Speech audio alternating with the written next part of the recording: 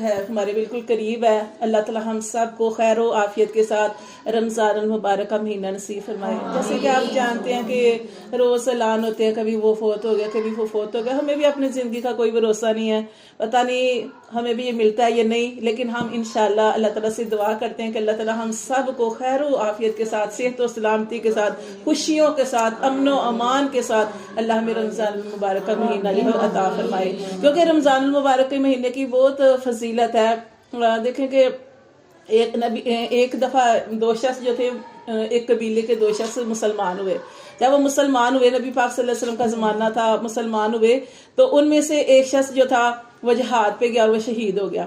اور دوسرا جو شخص تھا نا، جس نے دو مسلمان ہوئے تھے نا، ایک جہاد پہ گیا شہید ہو گیا، اور جو دوسرا تھا نا وہ 1 سال بعد فوت ہوا. ایک شہید ہوا، دوسرا سال بعد فوت ہوا. اب ایک صحابی ہے حضرت طلحہ رضی اللہ تعالیٰ عنہ،